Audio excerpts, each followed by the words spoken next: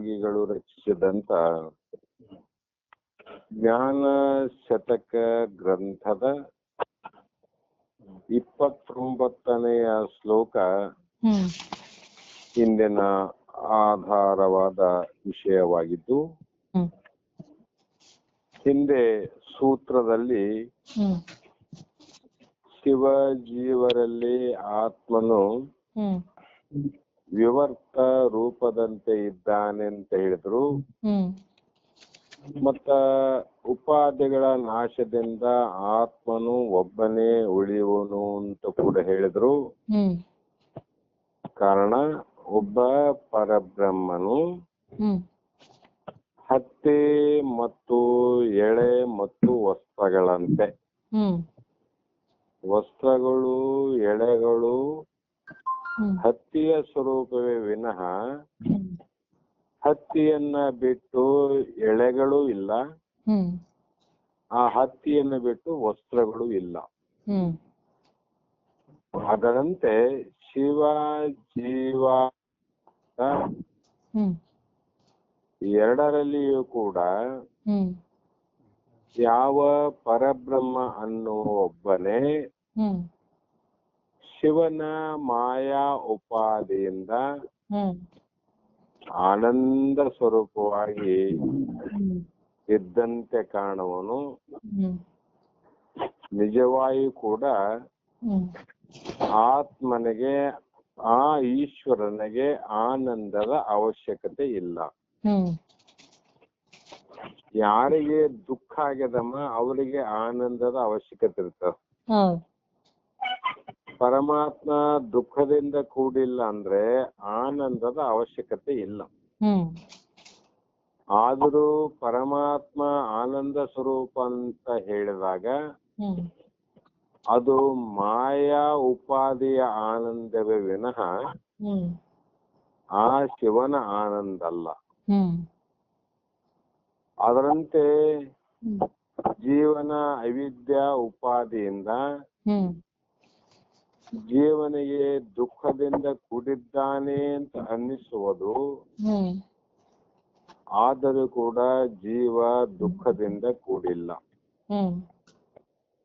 ದುಃಖ ಆದಂಗ ಅನಿಸ್ತದ ಅಂದ್ರೆ ಅವಿದ್ಯಾ ಉಪಾದಿಯ ದುಃಖ ವಿನಃ ಜೀವನಿಗೆ ದುಃಖ ಇಲ್ಲ. ಯಾಕಿಲ್ಲಂದ್ರೆ ಪರಮಾತ್ಮ ಬೇರೆ ಅಲ್ಲ, ಜೀವಾತ್ಮ ಬೇರೆ ಅಲ್ಲ. ಇಬ್ಬರು ಒಂದೇ ಅಂದಾಗ ಪರಮಾತ್ಮನು ಆನಂದದಿಂದ ಜೀವಾತ್ಮನು ದುಃಖದಿಂದ ಕೂಡಿದ್ದಾನೆ ಅಂತ ಒಪ್ಪಿದರೆ ಮುಂದೆ ಜೀವಾತ್ಮ ಪರಮಾತ್ಮ ಆಗಲಿಕ್ಕೆ ಸಾಧ್ಯ ಇಲ್ಲ. ಯಾಕೆ ಸಾಧ್ಯ ಇಲ್ಲ ಅಂದ್ರೆ ಲಕ್ಷಣಗಳು ಬೇರೆ ಆದವು. ಆನಂದ ಸ್ವರೂಪ ಪರಮಾತ್ಮ, ದುಃಖ ಸ್ವರೂಪ ಜೀವಾತ್ಮ, ಇವೆರಡನ್ನ ಕೂಡಿಸಲಿಕ್ಕೆ ಬರೋದಿಲ್ಲ. ಆನಂದ ಆನಂದವನ್ನ ಕೂಡಬಹುದು, ದುಃಖ ದುಃಖದಲ್ಲಿ ಕೂಡಿಸಬಹುದು. ಆದ್ರೆ ಆನಂದ ಸ್ವರೂಪವಾದ ಪರಮಾತ್ಮನಲ್ಲಿ ದುಃಖ ರೂಪಿಯಾದ ಜೀವಾತ್ಮನನ್ನ ಐಕ್ಯತೆ ಮಾಡಲಿಕ್ಕೆ ಬರುವುದಿಲ್ಲ. ಯಾಕಂದ್ರೆ ವಿರೋಧವಾದ ಗುಣಗಳಾವಂತ. ಇಷ್ಟೆಲ್ಲ ಇದ್ರೂ ಕೂಡ ಆ ಒಂದು ಬ್ರಹ್ಮ ಮೊದಲಿನಂತೆ ಇರ್ಕೋದು. ಉಪಾಧಿಗಳನ್ನು ಬಿಟ್ಟು ನೋಡಿದಾಗ ಬ್ರಹ್ಮ ಮೊದಲಿನಂತೆ. ಮೊದಲೇನಂತಂದ್ರೆ ಪೂರ್ವದಲ್ಲಿ ಏಕಂ ಏವಂ ಅದ್ವಿತೀಯ ಪರಬ್ರಹ್ಮ, ಸ್ವಗತ ಭೇದ, ಸಜಾತಿ ಭೇದ, ವಿಜಾತಿ ಭೇದ ರಹಿತವಾದಂತ ನಿರುಪಾಧಿಕವಾದಂತ ನಿರ್ಮಲವಾದಂತ ಹುಟ್ಟು ಸಾವಿಗೆ ಬೇರೆ ಆಗಿರುವಂತ ಆ ಪರ ಬ್ರಹ್ಮ ಒಂದೇ ಇರುವುದು. ಈಗ ಹಲವು ರೀತಿ ತೋರುವುದು ಯಾವುದು ಅಂದ್ರೆ ಉಪಾಧಿಯ ಭೇದದಿಂದ. ಉಪಾಧಿಯ ಭೇದದಿಂದ, ಕರ್ಣ ಭೇದದಿಂದ, ಗುಣಗಳ ಭೇದದಿಂದ ಪಾಪದ ಭೇದದಿಂದ, ಪುಣ್ಯದ ಭೇದದಿಂದ, ಹಿಂದಿನ ಜನ್ಮದ ಭೋಗಗಳ ಭೇದದಿಂದ ಬೇರೆ ಬೇರೆ ರೀತಿಯಾಗಿ ತೋರಿದರು. ಈ ಸೂತ್ರದಲ್ಲಿ ಹೇಳೋದಕ್ಕಿಂತ ಮುಂಚೆ ಅವತಾರಿಕೆಯನ್ನು ನೋಡಿದಾಗ ಈ ಸುಖ ದುಃಖಗಳು ಎಲ್ಲವೂ ಉಪಾಧಿಗಳ ಧರ್ಮ ಅಂದ್ರು. ಸುಖ ದುಃಖ ಯಾರಿಗೆ? ಉಪಾಧಿಗಳ ಧರ್ಮ. ಭಾರವಾದದ್ದು ಏನಾದ್ರೂ ಒಂದು ಕಬ್ಬಿಣದ ವಸ್ತನ್ನ ನಾವು ಕೈಯಲ್ಲಿ ಹಿಡಿದುಕೊಂಡಾಗ ಕೈ ನೋಸ್ತವ, ನಮಗೆ ಭಾರ ಆಗ್ತವ. ಅದು ಯಾರ ಧರ್ಮ ಅಂದ್ರೆ ಕೈಯ ಧರ್ಮ ವಿನಃ ಜೀವಾತ್ಮನ ಧರ್ಮ ಅಲ್ಲ ಅದು. ಯಾಕಂದ್ರೆ ಜೀವ ಹಿಡಿಲಿಕ್ಕೆ ಬರೋದಿಲ್ಲ ಅವನು. ಯಾಕೆ ಬರೋದಿಲ್ಲ ಅಂದ್ರೆ ಅವನು ನಿರಾಕಾರವಾಗಿರ್ತಕ್ಕಂಥ ಜೀವ. ಜೀವನಿಗೆ ಆಕಾರ ಇಲ್ಲ, ಜೀವಾತ್ಮನಿಗೆ ಆಕಾರ ಇಲ್ಲ. ಯಾಕಂದ್ರೆ ಪರಮಾತ್ಮ ನಿರಾಕಾರ ಅಂದ್ಮೇಲೆ ಜೀವಾತ್ಮನು ಕೂಡ ನಿರಾಕಾರ. ಆ ರೀತಿ ಈ ಉಪಾಧಿಗಳ ಧರ್ಮವೆಂತಲೂ ಆ ಉಪಾಧಿಗಳನ್ನ ತೆಗೆದು ಹಾಕಿದ್ರೆ ಶುದ್ಧವಾದ ಬ್ರಹ್ಮ ಒಂದೇ ಉಳಿಯುವುದಂತಲೂ. ಅಲ್ಲೇನು ಉಳಿತದಮ್ಮ? ಶುದ್ಧವಾದ ಬ್ರಹ್ಮ ಒಂದೇ ಉಳಿತದ. ಶುದ್ಧವಾದ ಬಂಗಾರದಿಂದ ಬಹಳಷ್ಟು ಆಭರಣಗಳನ್ನ ಮಾಡೀವಿ ನಾವು. ಆಭರಣಗಳನ್ನ ಮಾಡಿ ನೋಡಿದಾಗ ಆಭರಣಗಳು ಬೇರೆ ಬೇರೆ ಬೇರೆ ಬೇರೆ ಕಾಣ್ತಾವ ನಾವು. ಅದರ ರೂಪಗಳು, ಅದರ ವಿನ್ಯಾಸಗಳು, ಅದರ ಚಿತ್ರಗಳು, ಅದರ ಆಕಾರಗಳು ಮತ್ತು ಅದರ ಬೆಲೆಗಳು ಅವೆಲ್ಲ ಬೇರೆ ಬೇರೆ ಕಾಣ್ತಾವ. ಆ ಎಲ್ಲಾ ಬೇರೆ ಬೇರೆಯಾಗಿ ತೋರುವಂತ ಮೊದಲು ಶುದ್ಧವಾದ ಬಂಗಾರ ಒಂದೇ, ಈಗ ಬೇರೆ ಬೇರೆ ಆಭರಣದಿಂದ ಬೇರೆ ಬೇರೆ ಬೆಲೆಗೆ ಕಿಮ್ಮತ್ತಿಗೆ ಒಳಗಾಗ್ಯಾವ. ಆ ಎಲ್ಲಾ ನಾಮರೂಪದ ಆಭರಣಗಳನ್ನ ಅಕ್ಕ ಸಾಲಿಗನ ಕಡೆಯಿಂದ ಬೆಂಕಿಯಲ್ಲಿ ಕಾಯಿಸಿ ಕರಗಿದಾಗ ಮತ್ತೆ ಪುನಃ ಏನಾಯ್ತಮ್ಮ? ಮೊದಲಿನಂತೆ ಬಂಗಾರನೇ ಉಳಿತು ನಾವು. ಈಗ ಅಲ್ಲಿ ಬಂಗಾರ ಉಳಿತಿಲ್ರ? ಅಷ್ಟೇ ಬಂಗಾರ. ಆ ಬಂಗಾರದ ತೋರ್ದು ನಾಮರೂಪಾದಿಗಳಿಂದ ಬೇರೆ ಬೇರೆ ಬೇರೆ ಕಂಡು ಬೇರೆ ಬೇರೆ ತೋರ್ಲಿಕ್ಕೆ ಉಪಾಧಿಗಳೇ ಕಾರಣವೇನ, ಬಂಗಾರ ಕಾರಣವಲ್ಲ. ಅದರಂತೆ ಆ ಬ್ರಹ್ಮ ಒಂದೇ ಉಳಿಯುವುದು ಯಾವಾಗ ನಾಮರೂಪವನ್ನು ತೆಗೆದು ಹಾಕಿದಾಗ. ಮತ್ತು ಆ ಉಪಾಧಿಗಳನ್ನು ತೆಗೆದು ಹಾಕಿದಾಗ ಮಾತ್ರ ಶಿವಜೀವರಲ್ಲಿ ಏಕತ್ವವನ್ನು ಸಿದ್ಧಿಸುವುದಂತಲೂ. ಶಿವಜೀವರ ಏಕತ್ವ ಯಾವಾಗ ಸಿದ್ಧಿ ಆಗ್ತಂದ್ರೆ ಆಭರಣಗಳ ನಾಮರೂಪದಿಂದ ಬಂಗಾರಲ್ಲಿ ಕೂಡಿಸಿದಾಗ ಬಂಗಾರ ಸಿದ್ಧಿ ಆಗೋದಿಲ್ಲ. ಆ ನಾಮರೂಪವನ್ನ ಕರೆಸಿದಾಗ ಮಾತ್ರ ಬಂಗಾರದಿಂದ ಬೇರೆಯಾಗಿದ್ದ ಆಭರಣಗಳು ಬಂಗಾರದಲ್ಲಿ ಐಕ್ಯ ಆಗ್ತಾವ. ಹೌದಲ್ರಿ? ಬಂಗಾರ ಆಭರಣಗಳನ್ನ ನೇರವಾಗಿ ಬಂಗಾರದಲ್ಲಿ ಕೂಡ್ಸಕ್ ಬರಂಗಿಲ್ಲ, ಐಕ್ಯತೆ ಮಾಡಂಗಿಲ್ಲ, ಬೇರೆ ಬೇರೆ ಕಾಣ್ತಾವು. ಅದೇ ಆಭರಣಗಳನ್ನ ಕರಗಿಸಿದಾಗ ಮಾತ್ರ ಬಂಗಾರದಲ್ಲಿ ಏಕತೆಯನ್ನು ಮಾಡಬಹುದು, ಐಕ್ಯತೆ. ಈ ರೀತಿ ಶಿವಜೀವರ ಏಕತ್ವನ್ನ ಹೇಳಿದಂಗಾಯ್ತು ಇಲ್ಲಿವರೆಗೂ. ಆದರೆ ಈ ಗ್ರಂಥಕರ್ತರ ಅಭಿಪ್ರಾಯದಲ್ಲಿ ಯಾವ ಸಾಮವೇದದ ಪರಮಾತ್ಮನ ಚತುರ್ವೇದದ ಒಂದು ಭಾಗವಾದ ಸಾಮವೇದ, ಆ ಸಾಮವೇದದ ಮಹಾವಾಕ್ಯವೇ ತತ್ವಮಸಿ. ಆ ತತ್ವಮಸಿ ಮಹಾವಾಕ್ಯವನ್ನು ವಿಚಾರ ಮಾಡಿದಾಗ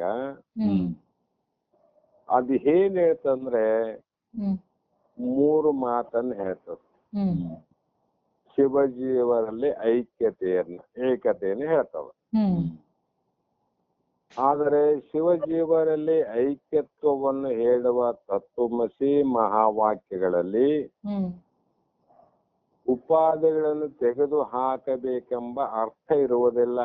ಹ್ಮ್ ನೋಡ್ರಿ, ಈ ಮಟ್ಟಕ್ಕೆ ಹೋದ್ರು ಕೂಡ ಹೆಂಗೆ ವಿಚಾರ ಮಾಡೋರು ಇರ್ತಾರೆ. ಆ ಶಿವನ ಸ್ವರೂಪನೇ ನೀನಿದ್ದಿ ಜೀವಾತ್ಮ ಅಂತ ಬೋಧ ಮಾಡ್ತಕ್ಕಂಥವ್ರು ಬಹಳ ಮಂದಿ ಯಾರು. ಅವ್ರ ಏನ್ ತಿಳ್ಕೊಂಡು ಅಂದ್ರೆ ತತ್ ತಮ್ಮ ಅಸಿ ಎಂಬುದರಲ್ಲಿ, ತತ್ ಅಂದ್ರೆ ಪರಮಾತ್ಮನೇ ನೀನು ಇದ್ದಿ ಅಂದ್ಬಿಟ್ರು. ಇದ್ದಿ ಎಂದು ಹೇಳಿದಂತಾಯ್ತು. ಯಾವುದು? ತತ್ವಮಸಿ ಮಹಾವಾಕ್ಯ.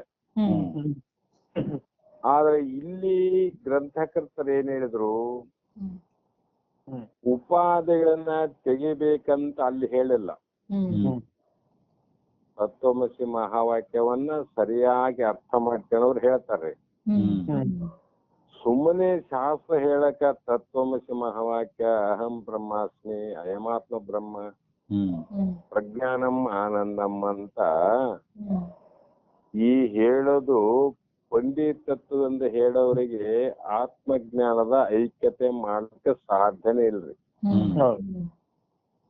ಕಾರಣ ಅಲ್ಲಿ ಆ ಪರಮಾತ್ಮನೇ ನೀನಿದ್ದೆ ಅಂತ ಹೇಳಿದ್ರೆ ವಿನಃ ಉಪಾಧಿನೇ ತೆಗಿಬೇಕಂತ ಹೇಳಿಲ್ಲಲ್ಲ ಅಲ್ಲಿ. ಆದ್ದರಿಂದ ಉಪಾಧಿಗಳನ್ನು ತೆಗೆದು ಹಾಕದೆ ಶ್ರುತಿಯು ಶಿವಜೀವರಲ್ಲಿ ಐಕ್ಯತ್ವವನ್ನು ಹೇಳ್ತದಪ್ಪ. ಉಪಾಧಿನ ತೆಗಿಲಾರ್ದ ಶಿವಜೀವರಲ್ಲಿ ಏಕತ್ವ ಆಗ್ತದ ಅಂತ ಆ ಮಹಾವಾಕ್ಯ ಹೇಳ್ತದ. ಆದ್ರೆ ತಾವು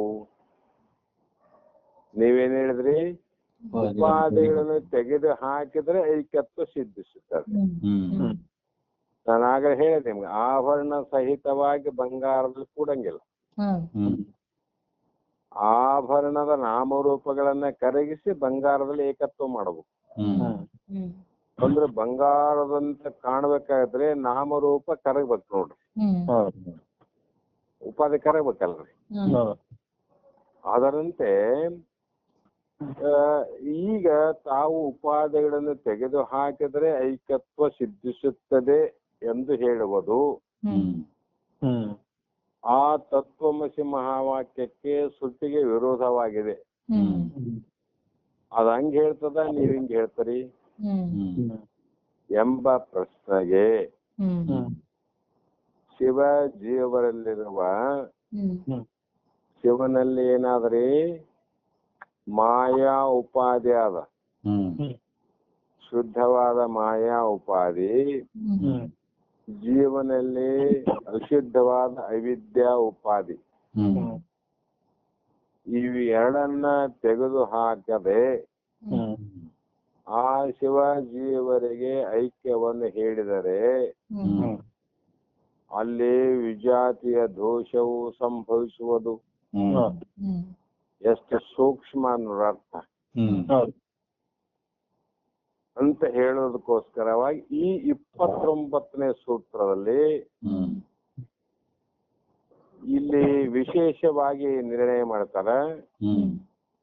ಉಪಾಧಿಯನ್ನ ಕಳೆಯದಲೆ ಜೀವ ಶಿವರಿಗೆ ಏಕತ್ವ ಸಿದ್ಧಿಸುವುದಿಲ್ಲ. ಉಪಾಧಿಯಿಂದ ಏಕತ್ವ ಕೂಡೋದೇ ಇಲ್ಲ. ಉಪಾಧಿನ ತೆಗೆದು ಹಾಕಿದ್ರೆ ಶಿವನಲ್ಲಿ ಜೀವ ಐಕ್ಯತೆಯನ್ನು ಪಡೆಯಕ್ಕೆ ಬರ್ತದೆ. ಹೇಗೆ ಅಂದ್ರೆ ವಿಜಾತಿಯ ದೋಷ ಸುಧ ಅಜ್ಞ ಐಕ್ಯತಾ ಪುರ ಭಿನ್ನ ದೋಷ ಜಲಾದಿ ಐಕ್ಯತಾ ತಯೋ ಭಾತಿ ಪಾರೆ ನಭ ಅಬ್ರ ಐಕ್ಯತಾ ಅನೋ ನ ಇತಿ ವಾಚಾತ್ಮನಃ ಮೇ ಮತ ಅಂತ ಹೇಳ್ತಾರ. ನಮ್ಮ ವೇದಾಂತ ಮತದ ಸಿದ್ಧಾಂತ ಏನಂದ್ರೆ ಹೇಳ್ತೀವಿ ಕೇಳಂದ್ರ ಹೇಗಂದ್ರೆ ಯಾವುದೇ ಒಂದು ತತ್ವಂ ಪದಗಳ ವಾಚಾರ್ಥ ಸ್ವರೂಪರಾದ ಜೀವ ಶಿವರಿಗೆ ಐಕ್ಯತೆಯನ್ನು ಹೇಳಿದರೆ ಆ ಶಿವನೇ ಜೀವ, ಜೀವನೇ ಶಿವ ಅಂತ ತತ್ ತ್ವಂ ಅಸಿ, ಆ ಪರಮಾತ್ಮನೇ ನೀನು ಇದ್ದಿ ಅಥವಾ ಅವನೇ ನೀನಿದ್ದಿ ಅಂತ ವಾಚಾರ್ಥ ಸ್ವರೂಪ ಜೀವ ಶಿವರಿಗೆ. ಇವ್ರ ವಾಚಾರ್ಥ ಏನಾದ್ರಿ ಮಾಯೆ ಮತ್ತು ಅವಿದ್ಯೆ ಅದ. ಇವರಿಗೆ ಐಕ್ಯತ್ವವನ್ನು ಹೇಳಿದರೆ ಆ ಐಕ್ಯಕ್ಕಿಂತಲೂ ಪೂರ್ವದಲ್ಲಿ ವಿಜಾತಿಯ ದೋಷವು ಭೇದ ದೋಷವು ಉಂಟಾಗುವುದು ಎಂಬುದು ನನ್ನ ಅಭಿಪ್ರಾಯ ಅಂತ. ವೇದಾಂತ ಮತದ ಅಭಿಪ್ರಾಯ ಏನಂದ್ರೆ, ಪೂರ್ವದಲ್ಲಿ ವಿಜಾತಿಯ ದೋಷ ಇತ್ತು.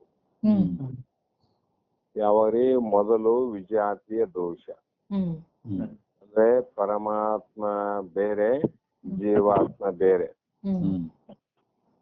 ಮೊದಲು. ನಂತರದಲ್ಲಿ ಈ ದೋಷ ಹೋಯ್ತು ಅಂತ ಹೇಳ್ಬೇಕಾದ್ರೆ ಪೂರ್ವದಲ್ಲಿ ಆ ದೋಷ ಇತ್ತು ಅಂತ ಅರ್ಥ ಆಯ್ತು. ಮೊದಲು ದೋಷ ಆದಂತ ಅರ್ಥ ಆಯ್ತಲ್ರಿ.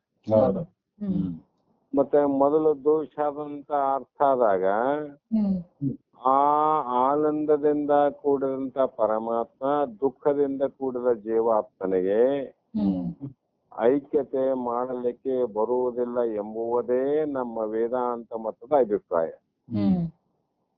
ಹೇಗೆಂದ್ರೆ, ಹಾಲು ಇದೆ, ತುಪ್ಪನೂ ಇದೆ. ಆ ಹಾಲು ತುಪ್ಪಗಳಿಗೆ ಏಕತ್ವವೆಂದರೆ ವಿಜಾತಿಯ ದೋಷ ಬರ್ತದೆ ನೋಡ್ರಿ. ಯಾಕಂದ್ರೆ ಹಾಲಿನ ಧರ್ಮವೇ ಬೇರೆ, ತುಪ್ಪದ ಧರ್ಮ ಬೇರೆ. ಹಾಲಿನ ಗುಣವೇ ಬೇರೆ, ತುಪ್ಪದ ಗುಣವೇ ಬೇರೆ.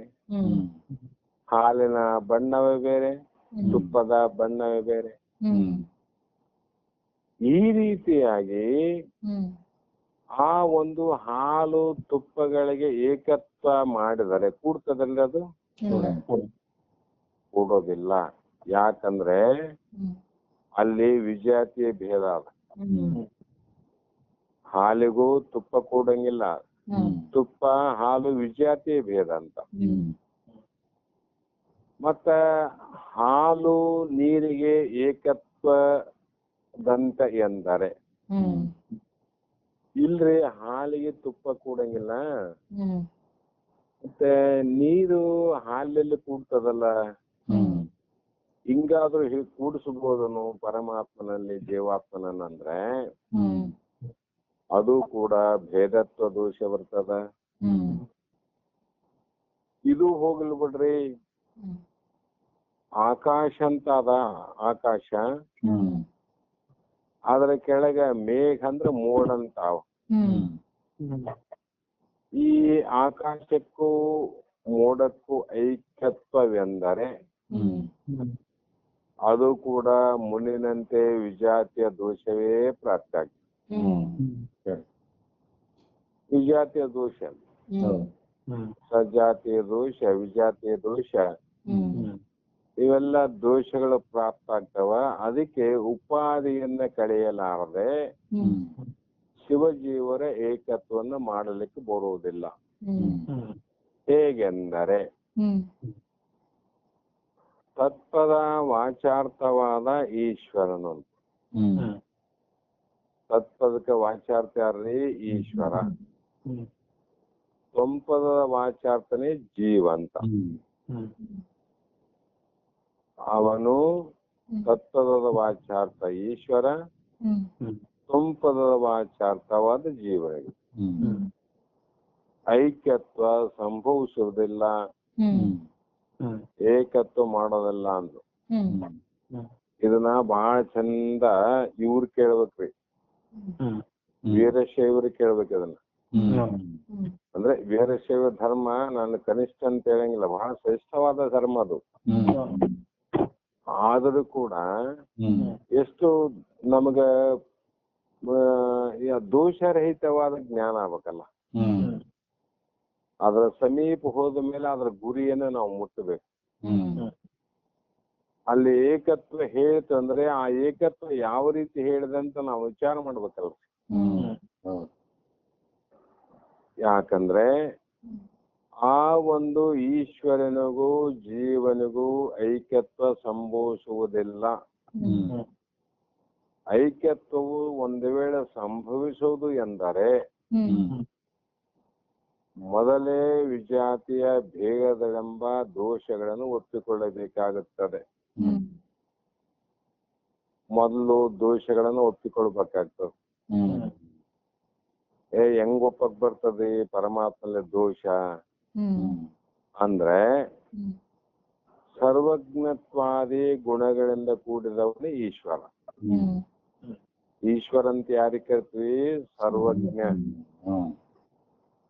ಸರ್ವಜ್ಞತ್ವ, ಸರ್ವಕರ್ತೃತ್ವ ಇವೆಲ್ಲ ಏನು ಗುಣಗಳಾವ, ಈ ಗುಣಗಳಿಂದ ಕೂಡಿದವನೇ ಈಶ್ವರ. ಅವನಿಗೆ ಎಂತ ಸರ್ವಜ್ಞ ಅಂತ ಈಶ್ವರ. ಅವನು ಏನಾದ್ರೂ ಮಾಡಿದ್ದಾನೆ ಅಂತ ವಿಚಾರ ಮಾಡಿದ್ರೆ ಅದನ್ನ ಅಗಣಿತವಾಗಿ ವಿಚಾರ ಮಾಡಬೇಕು. ಆ ಭಗವಂತ ಈಶ್ವರನಿಂದ ಸೃಷ್ಟಿಯಾಯ್ತು ಅಂದ್ರೆ ಹೇಗೆ ಮಾಡಿದಿ ಅಂತ ತಾನು ಸಂಕಲ್ಪದಿಂದ ಸುಮ್ಮನೆ ಆದದ್ದು ಜಗತ್ತು. ಎಲ್ಲಾ ರಚನೆ ಮಾಡಿ ತಾನು ಮಾಡಿದ ಸೃಷ್ಟಿನ ನೋಡಿ ಜಗತ್ತಿನ ಜೀವಿಗಳು ಎಷ್ಟು ಕೊಂಡಾಡಬಹುದು, ಎಷ್ಟು ಸಂತೋಷವನ್ನ ಪಡಬಹುದು ಅಂತಕ್ಕಂಥ ಭಾವದಿಂದ ಒಂದು ಸಲ 84 ಲಕ್ಷ ಜೀವರಾಶಿಗಳಲ್ಲಿ ಒಂದು ಪಕ್ಷಿಯನ್ನ ಕರೆದು ಕೇಳಿದಂತೆ, ಹೇ ಪಕ್ಷಿ, ನಾ ಮಾಡಿದ ಸೃಷ್ಟಿ ಹೇಗಿದೆ, ಹೇಗೆ ಅನಿಸ್ತು ನಿನಗಂತ. ಅವಾಗ ಪಕ್ಷಿ ಹಿಡಿತು, ಭಗವಂತ ನಿನ್ನ ಸೃಷ್ಟಿ ಅಗಾಧವಾದದ್ದು. ಎಲ್ಲಿ ಆದ್ರೂ ನೋಡ್ಲಿ ಎಲ್ಲಾ ಕಡೆ ಮರ, ಎಲ್ಲಾ ಕಡೆ ನಾನಾ ತರದ ಮರ, ನಾನಾ ತರದ ಫಲ. ಮರಗಳು ನಾನಾ ತರ ಅಂದ್ರೆ ಫಲಗಳು ಕೂಡ ನಾನಾ ತರ. ಆ ಫಲಗಳ ರುಚಿ ಕೂಡ ನಾನಾ ತರ. ಇಷ್ಟು ಆನಂದವಾಗಿ ಸವಿದು ಉಂಡು ಆಕಾಶದಲ್ಲಿ ಹಾರಾಡ್ಲಿಕ್ಕೆ ಅನುಕೂಲ ಮಾಡಿದ್ದಲ್ಲ, ಇದು ಅಲ್ಪಜ್ಞರಾದ ಜೀವಿಗಳಿಗೆ ಸಾಧ್ಯ ಇಲ್ಲ, ಸರ್ವಜ್ಞರಾದ ನಿನಗೇ ಸಾಧ್ಯ ಅಂತ ಆ ಪಕ್ಷಿ. ಪರಮಾತ್ಮಂದ ಹೌದಲ್ಲ, ಬಹಳ ಖುಷಿ ಆಗ್ಯದ. ನಾ ಸೃಷ್ಟಿ ಮಾಡಿದ ಜಗತ್ತನ್ನು ನೋಡಿ ಖುಷಿ ಆಗ್ಯದ. ಇದೇ ಪ್ರಕಾರವಾಗಿ ಇನ್ನೊಂದು ಒಂದು ಕಪ್ಪೆಯನ್ನ ಕೇಳಿದ. ಅದು ಕೂಡ ಜಗತ್ತಿನ ಬಗ್ಗೆ ಬಹಳ ಅಗಾಧವಾದ ವರ್ಣನೆ ಮಾಡಿತು. ಇನ್ನೊಂದು ಜೀವರಾಶಿ ಕೇಳಿದ. ಅದು ಕೂಡ ನಿನ್ನ ಸೃಷ್ಟಿಯನ್ನು ಮಾಡ್ಲಿಕ್ಕೆ ಸಾಮಾನ್ಯರಿಗೆ ಸಾಧ್ಯವೇ ಇಲ್ಲ ಭಗವಂತ, ಬಹಳ ಅಗಾಧವಾದದ್ದು, ಬಹಳ ಆನಂದದಿಂದ ಕೂಡಿದ್ದು.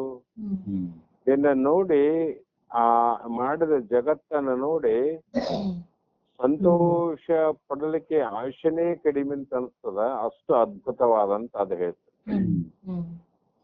ಎಲ್ಲಾ ಜೀವಿಗಳನ್ನು ಕೇಳಿದ ಮೇಲೆ ಆವಾಗ ಮಾನವನನ್ನು ಕರೆದು, ಯಾಕಂದ್ರೆ ಇವನು ಬುದ್ಧಿವಂತ ಅಲ್ರಿ. 84 ಲಕ್ಷ ಜೀವರಾಶಿಗಳಲ್ಲಿ ಜಂತುನಾಂ ನರಜನ್ಮ ದುರ್ಲಭ.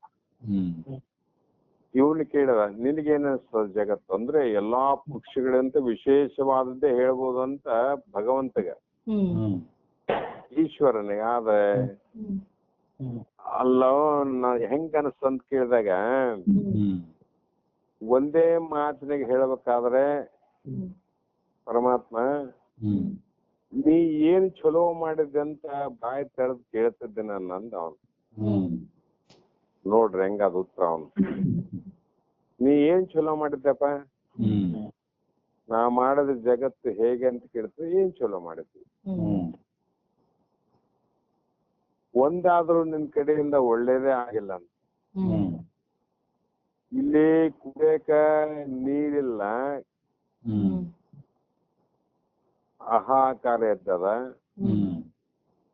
ಅಲ್ಲಿ ಹೆಚ್ಚಾದ ಸಾಗರದಲ್ಲಿ ನೀರು ತುಂಬ್ಯದ. ಆ ನೀರಿದ್ದ ಜಾಗದ ಉಪ್ಪಿಟ್ಟಿದ್ದಿ, ಸಿಹಿ ಜಾಗದ ನೀರಿಲ್ದಂಗ್ ಮಾಡಿದ್ದಿ. ಏನ್ ಚಲೋ ಮಾಡಿದ್ದಿ? ಇದೇ ಪ್ರಕಾರ ಒಂದೊಂದು ವಿರುದ್ಧವಾದ ಲಕ್ಷಣದಲ್ಲಿ ಹೇಳಿದ. ಹುಟ್ಟಿಸಿದ್ದಿ, ಹುಟ್ಟಿದ ಮೇಲೆ ಪರ್ಯಂತರ ಬರೇ ಸಾಯುತನ ದುಃಖನೇ ಇಟ್ಟಿದ್ದಿ. ನೀ ಏನ್ ಚಲೋ ಮಾಡಿದ್ದಿ? ಒಂದಾದ್ರೂ ನಾ ಚಲೋ ಮಾಡಿದಂತ ಹೇಳು, ನಾ ಹೇಳ್ತೇನೆ ನಿನ್ಗ. ನೀನು ಒಂದೂ ಚಲೋ ಮಾಡಿಲ್ಲ ಅಂತಂದಾಗ ನಾ ಮಾಡಿದ್ ನೋಡಿ ನಿಮ್ಗೆ ಹೆಂಗ ಅನಿಸ್ತು ಅಂದ್ರ, ಈ ಜಗತ್ತನ್ನೇ ನೀ ಮಾಡಬಾರ್ದಾಗಿತ್ತು, ನೀ ಮಾಡಬಾರ್ದಾಗಿತ್ತು. ಏನೇನ ಮಾಡಂಗಿತ್ತು ನಿನಗಂದ್ರೆ, ನನ್ನ ಸಲಹೆ ಕೇಳಿದ್ರೆ ನಾ ಹೇಳ್ತಿದ್ದೆ ಹಿಂಗೇ ಮಾಡ್ಬೇಕಂತ. ಅವಾಗ ಮಾಡಿದ್ರೆ ಚಂದ ಆತಿತ್ತು. ನಿನಗೆ ಸರ್ವಜ್ಞ ಅಂತ ಯಾರಾದ್ರೂ ಕರಿಬಹುದು, ನಿನ್ನಂತ ಬುದ್ಧಿ ಇಲ್ದವನು ಯಾರಿಲ್ಲ ಅಂತ ಅವನಂದ. ಅವಾಗ ಪಕ್ಷಿಗಳನ್ನ ಕೇಳಿದ್ರೆ, ಏನೋ ಇವನು ಮಾನವ ಹಿಂಗಂತಲ್ಲ ಅಂದ್ರೆ, ಇಲ್ಲ ರೀ ಅವರ ಧರ್ಮನೇ ಹಂಗಾದಂತ. ಕಪ್ಪೆ, ದನ, ಪಕ್ಷಿ ಏನಂದ್ರು, ಮಾನವರೇ ಹಿಂಗೆ ಅಂತ. ಆವಾಗ ಮತ್ತೆ ಹೇಳುದು, ಈ ಮನುಷ್ಯರಂತಕ್ಕಂಥ ಏನಾರ ಪರಮಾತ್ಮ ಇವನು ಒಬ್ಬನೇ ಅಲ್ಲ, ಇಡೀ ಮನುಷ್ಯ ಜಾತಿಯೇ ಇದೇ ಗುಣದವರಾರ ಅಂತ ಹೇಳ್ಬಿಟ್ಟು. ಇಡೀ ಮನುಷ್ಯ ಜಾತಿಯೇ ಇದೇ ಗುಣದವರಾರ, ಇವನು ಒಬ್ಬನೇ ಅಲ್ಲ ಅಂತ ಹೇಳಿದಾಗ ಭಗವಂತ ಗೊತ್ತಾಯ್ತು ನೋಡ್ರಿ. ಒಟ್ಟಿನಲ್ಲಿ ನಾ ಹೇಳ್ತಕ್ಕಂಥದ್ದು ಅಂದ್ರೆ, ಅವನ ಮಾಡಿದ ಸೃಷ್ಟಿಯ ವಿಚಿತ್ರ ಲೀಲೆನವ್ರಿ, ಅದು ಯಾರಿಗೂ ಮಾಡಲಿಕ್ಕೆ ಬರಲಾರ್ದಂತ ಸರ್ವಜ್ಞತ್ವ, ಸರ್ವಶಕ್ತಿ ಅಂತ ಅವನಿಗೆ. ಯಾರಿಗೆ ಇದಿರೋದು? ಪರಮಾತ್ಮನಿಗೆ. ಪರಮಾತ್ಮ ಇರ್ತಾರೆ. ಮತ್ತೆ ಮಾನವ ಪರಮಾತ್ಮ ಸ್ವರೂಪನೇ ಜೀವಾತ್ಮ ಅಂದ್ರೆ ಇವನಿಗೆ ಹೇಳಕ್ ಬರೋದಿಲ್ಲ.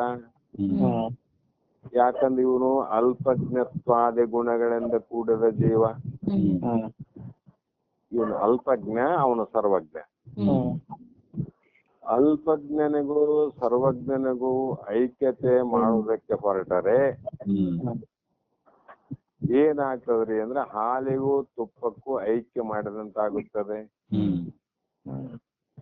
ಅದರ ಬೆಲೆ ಏನದ, ಇದರ ಬೆಲೆ ಏನದ, ಅದರ ರುಚಿ ಏನದ, ಇದರ ರುಚಿ, ಅದರ ಗುಣ ಏನು, ಇದರ ಗುಣ ಏನು, ಹಿಂಗ ಭೇದ ಗುಣದಿಂದ ಕೂಡಿದಾಗ ಹಾಲಿಗೂ ತುಪ್ಪಕ್ಕೆ ಐಕ್ಯತೆ ಮಾಡಿದಂತಾಗುತ್ತದೆ. ಅದು ಮಾಡಕ್ ಬರೋದಿಲ್ಲ. ಯಾಕಂದ್ರೆ ಹಾಲಿನ ಗುಣ ಧರ್ಮಗಳು ತುಪ್ಪದಲ್ಲಿ ಇಲ್ಲ. ತುಪ್ಪದ ಗುಣ ಧರ್ಮಗಳು ಹಾಲಿನಲ್ಲಿ ಇಲ್ಲ. ಆ ಹಾಲು ತುಪ್ಪಗಳು ವಿಜಾತಿಯ ಧರ್ಮಗಳಾಗಿರುತ್ತವೆ. ಹಾಲಿನ ಧರ್ಮ ಬೇರೆ, ತುಪ್ಪದ ಧರ್ಮ ಬೇರೆ.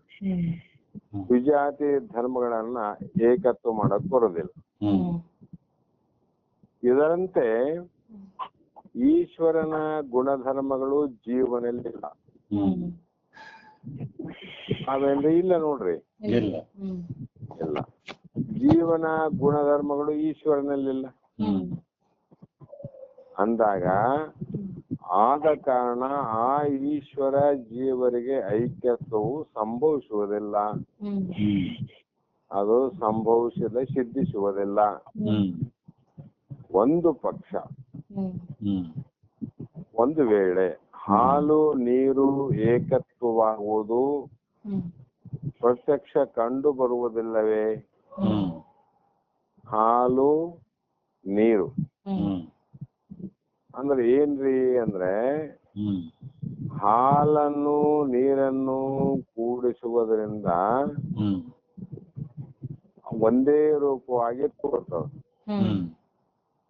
ಆದರೆ ಹಾಲಿನಲ್ಲಿ ನೀರು ಕೂಡುವುದಕ್ಕಿಂತ ಮುಂಚೆ ಅವು ಬೇರೆನೆ ಅವ್ ನೋಡ್ರಿ. ಹಾಲಿನ ಗುಣನೇ ಬೇರೆ ಅದ, ನೀರಿನ ಗುಣನೇ ಬೇರೆ ಅದ.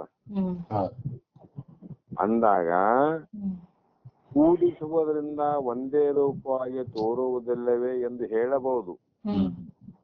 ಆದರೆ ಆ ಹಾಲು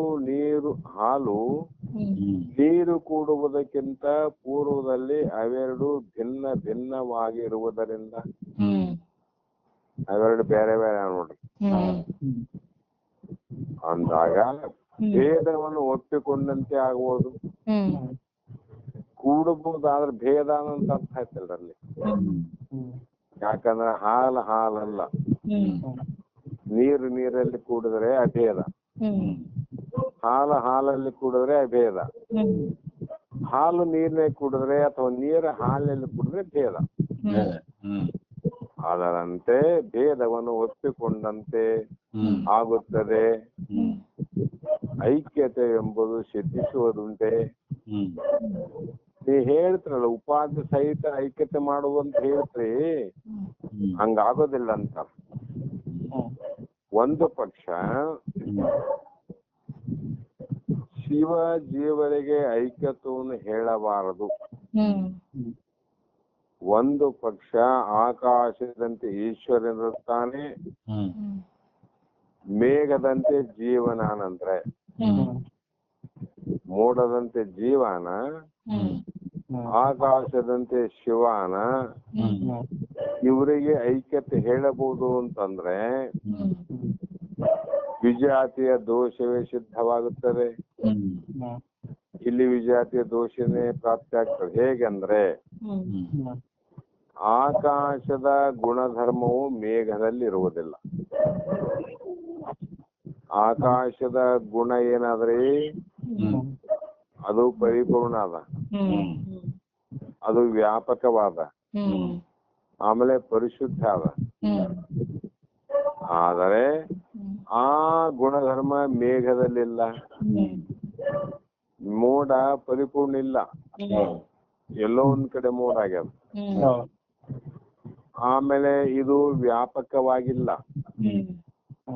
ಎಲ್ಲೋ ಒಂದ್ ಕಡೆ ಆವರಿಸದ. ಆದರೆ ಮಲಿನತ್ವದಿಂದ ಕೂಡಲ ಮೋಡ, ಶುದ್ಧತ್ವದಿಂದ ಇಲ್ಲ. ಮೇಘದ ಗುಣಧರ್ಮವು ಆಕಾಶದಲ್ಲಿ ಇರುವುದಿಲ್ಲ.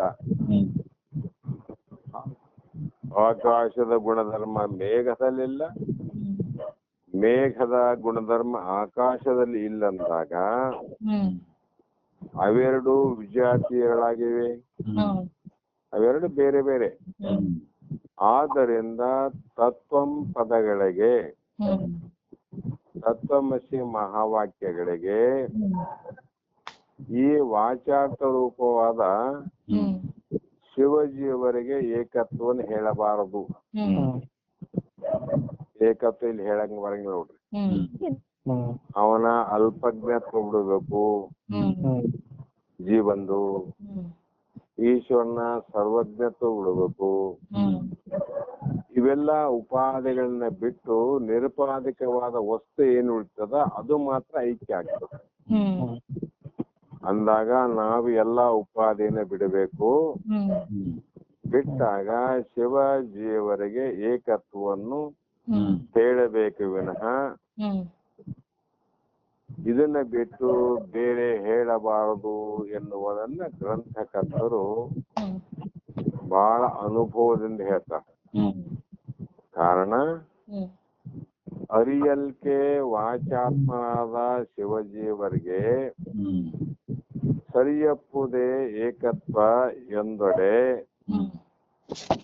ಆ ಪೂರ್ವದಲ್ಲಿ ಬರುತ್ತಿಹೆದು ದೋಷವದು ನನ್ನ ಮತವೆಂತನಲು ಪಾಲ್ತು ಉಪ್ಪ ಕೈಕ ಪೇಳೆ ಅಂತ ಇಲ್ಲಿ ಹೇಳಿ, ಇದರಿಂದ ಏನಾಗ್ತದ, ವಿಜಾತಿಯ ದೋಷ ಮೇನ್ ಪಾಲ್ನೀರು ಗುರದ ಏಕತ್ವಂ ಭೇದ ದೋಷಂ ಬರ್ಪದು ಅರಿಯಲ್ಕೆ ನಭಕ ಅಬ್ರಕೇಕತ್ವವೇ ಬರುವುದು ಆ ದೋಷ ಮೊದಲಿನಂತೆ.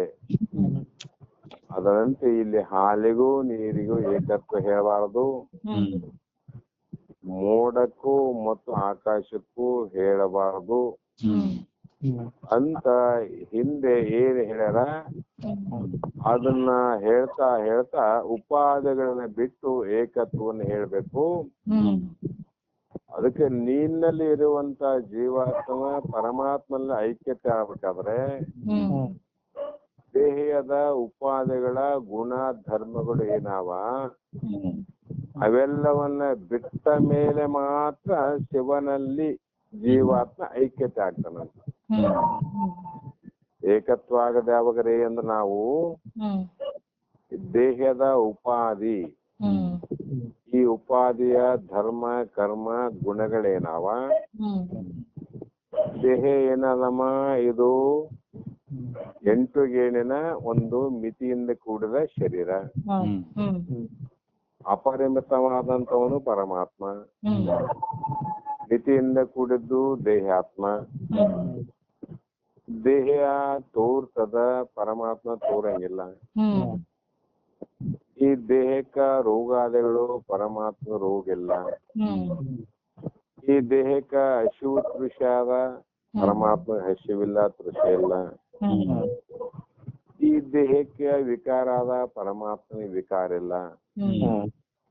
ಈ ರೀತಿ ಇರುವಂತ ಜೀವಾತ್ಮನನ್ನ ಪರಮಾತ್ಮನ ಐಕ್ಯ ಮಾಡುವುದು ಹೇಗೆ ಅಂದ್ರೆ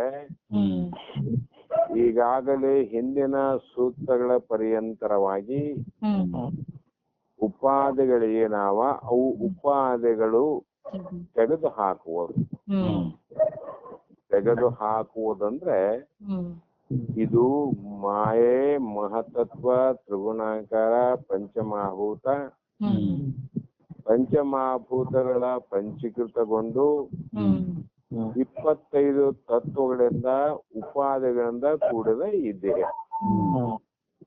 ಟೋಟಲ್ ಏನ್ರಿ ಈ ದೇಹ ಉಪಾಧಿಗಳಿಂದ ಕೂಡ್ಯಾವ.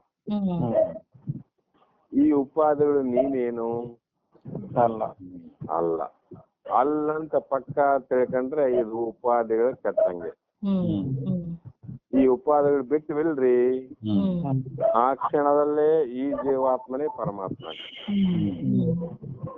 ಈ ಜೀವನೇ ಪರಮಾತ್ಮ, ಪರಮಾತ್ಮ ಜೀವ. ಕಾರಣ ಉಪಾಧಿಗಳಿಂದ ಐಕ್ಯತ್ವನ್ನ ಮಾಡಂಗಿಲ್ಲ. ಕಾರಣ ಉಪಾಧಿಗಳನ್ನ ಕೆಡಿಸುವುದಕ್ಕೋಸ್ಕರವಾಗಿ ಸಕಲ ವೇದ ವೇದಾಂತ ಶಾಸ್ತ್ರಗಳ ಸದ್ಗುರು ಋಷಿ ಸಂತ ಶರಣರ ಉಪದೇಶ ಯಾಕೆ ಬೇಕಾಗದಂತಂದ್ರೆ ಜೀವಾತ್ಮನನ್ನ ಪರಮಾತ್ಮನನ್ನ ಮಾಡಲಿಕ್ಕೆ ಅಲ್ಲ. ಯಾಕಂದ್ರೆ ಜೀವನನ್ನ ಪರಮಾತ್ಮ ಮಾಡಕ್ ಬರುದಿಲ್ಲ. ಆ ಜೀವ ಮೊದಲೇ ಪರಮಾತ್ಮ ಸ್ವರೂಪನೇ ಅನ್ರಿ. ಜೀವಾತ್ಮ ಯಾರ ಸ್ವರೂಪ? ಪರಮಾತ್ಮನ ಸ್ವರೂಪ. ಆದ್ರೆ ಈ ಜೀವಾತ್ಮನಿಗೆ ಅಜ್ಞಾನದಿಂದ ಮಾಯಾ ಉಪಾಧಿಗಳಿಂದ ಮಮಕಾರ ಮೋಹವನ್ನ ಮಾಡಕತ್ತನಲ್ಲ. ಏನ್ ಮಾಡಕತ್ತನ್ರಿ? ಮಮಕಾರ ಮೋಹ, ತನ್ನ ಅಲ್ಲದ ವಸ್ತುಗಳಲ್ಲಿ ತನ್ನದು ಎಂಬ ಭಾವ. ಈ ಭಾವನೆಗಳನ್ನ ಕೆಡಿಸೋದಕ್ಕೋಸ್ಕರವಾಗಿ ಸದ್ಗುರುನಾಥನ ಉಪದೇಶ ಬೇಕಾಗಿದೆ. ಸಕಲ ಶಾಸ್ತ್ರಗಳ ತೀರ್ಮಾನ ಏನಂದ್ರೆ ಉಪಾಧಿಗಳನ್ನ ಕೆಡಿಸೋದಕ್ಕೋಸ್ಕರವಾಗಿ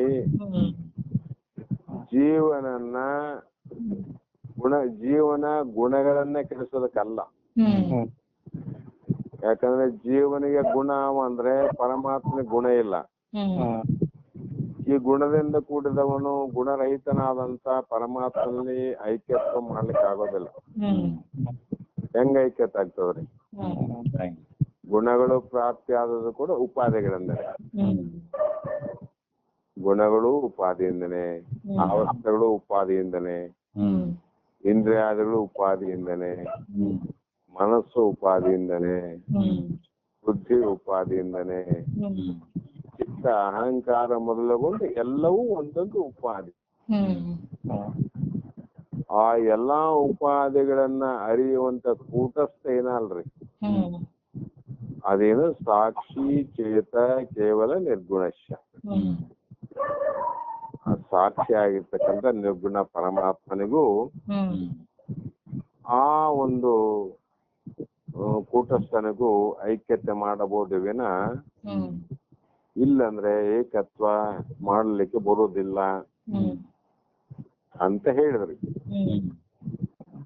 ಈಗ ಮುಂದಿನ 30ನೇ ಶ್ಲೋಕವನ್ನು ಹೇಳಬೇಕಾಗಿತ್ತಂದ್ರೆ ಅದಕ್ಕೆ ಕಾರಣ ಏನು ಅಂದ್ರೆ, ಈ ಸೂತ್ರದ ತತ್ವಮಸಿ ಮಹಾವಾಕ್ಯವು ಶಿವ ಜೀವರಿಗೆ ಏಕತ್ವವನ್ನು ಬೋಧಿಸುವುದೆಂದು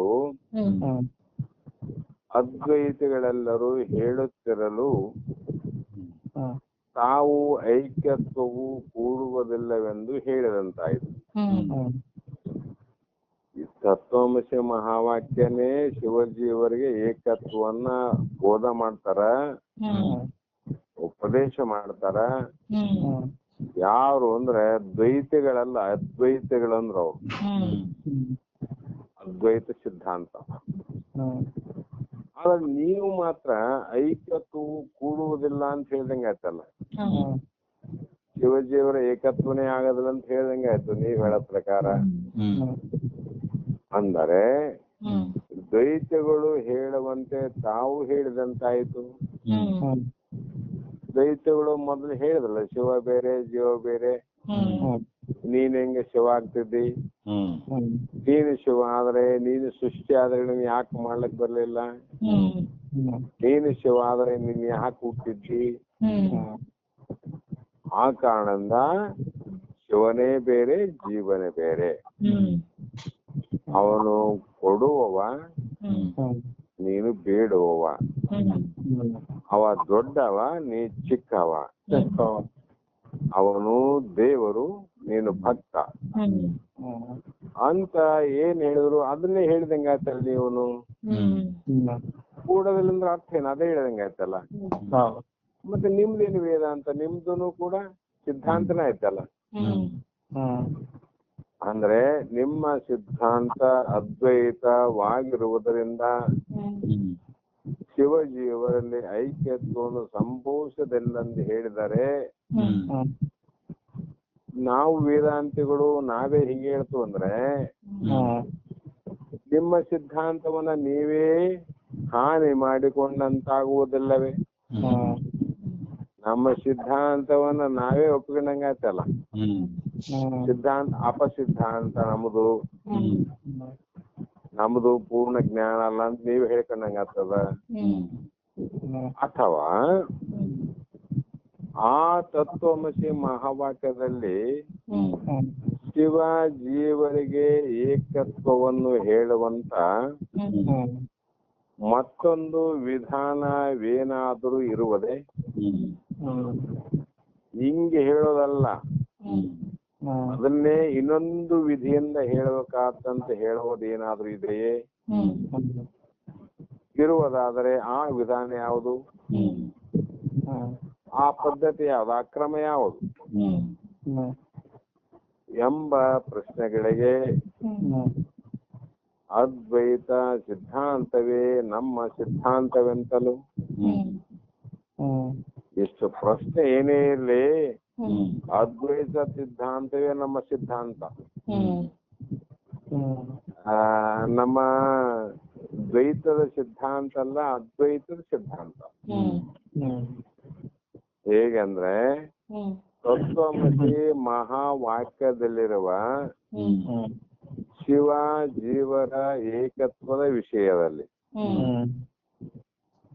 ಈಗ ಕರ್ಮದಲ್ಲಿ ಉಪಾಸನ ವಿಷಯದಲ್ಲ ಹೇಳೋದು, ಏಕತ್ವ ವಿಷಯದಲ್ಲಿ ಅಲ್ಲಿ ತತ್ ತಮ್ಮ ಪದಗಳ ವಾಚಾರ್ಥವನ್ನು ಬಿಡೋಂದ್ರ ಅವ್ರು. ವಾಚಾರ್ಥ ಬಿಡೋದು ಬಿಟ್ಟು ಲಕ್ಷಾರ್ಥವನ್ನು ಹಿಡಿದು ಏಕತ್ವವನ್ನು ಹೇಳುವ ವಿಧಾನ ಉಂಟೆಂತಲೂ ನಮ್ಮ ಅದ್ವೈತ ಸಿದ್ಧಾಂತ ವೇದಾಂತದಲ್ಲಿ ಹೇಗಿದೆ ಅಂದ್ರೆ ವಾಚಾರ್ಥವನ್ನ ಬಿಟ್ಟು ಲಕ್ಷಾರ್ಥವನ್ನು ಕೊಡಿಸ್ಬೋದು. ಅದು ಉಂಟೆಂತು ಅರಿತು ಅಳವಡಿಸಿಕೊಂಡು ಸ್ವಲೀಲೆಯಿಂದ ಸಂಚರಿಸುವ ಮಹನೀಯರು ಇರುವರೆಂತಲೂ ಅದನ್ನ ಈ ರೀತಿಯಾಗಿ ತಿಳ್ಕೊಂಡು ಬಿಟ್ಟು ವಾಚಾರ್ಥವನ್ನ ಬಿಟ್ಟು ಲಕ್ಷಾರ್ಥವನ್ನೇ ಗ್ರಹಿಸಿ ತಮ್ಮ ಜ್ಞಾನದಲ್ಲಿ ಭದ್ರವಾಗಿ ಅಳವಡಿಸಿಕೊಂಡು ಸ್ವಲೀಲೆಯಿಂದ ಸ್ವತಂತ್ರವಾಗಿ ತಮ್ಮ ಲೀಲೆಯಲ್ಲಿ ಸಂಚರಿಸುವ ಅಂದ್ರೆ ತಿರುಗಾಡುವ ಮಹಾತ್ಮರು ಇರುವರೆಂತಲೂ ಮುಂದಿನ ವೃತ್ತದಲ್ಲಿ ಉತ್ತರಿಸುತ್ತಾರೆ. ಈಗ ಮುಂದಿನ ವೃತ್ತದಲ್ಲಿ ಉತ್ತರವನ್ನು ಕೊಡ್ತಾರೆ ನೋಡ್ರಿ. ಟೈಮ್ ಎಷ್ಟಾಯ್ತ್ರಿ? 11:15. 11:15. ಹೆಂಗ ಮುಂದುವರ್ಸೋಣ? ಹೆಂಗ್ ಮಾಡೋಣ? ಇದು ಸ್ವಲ್ಪ ದೊಡ್ಡದೇ ಅದ. ನಾಳೆ ಮಾಡಿ ಸ್ವಲ್ಪ ಇದನ್ನ ಸ್ವಲ್ಪ ಗಮನ ಕೊಡ್ರಿ. ಇದನ್ನ ಗಮನ ಕೊಟ್ರೆ ಇದು ವಾಚಾರ್ಥದಿಂದ ಕೂಡ್ಸಕ್ ಬರಂಗಿಲ್ಲ. ವಾಚಾರ್ಥವನ್ನು ಬಿಡಬೇಕು, ಲಕ್ಷಾರ್ಥವನ್ನು ಹಿಡಿಬೇಕ್ರಿ.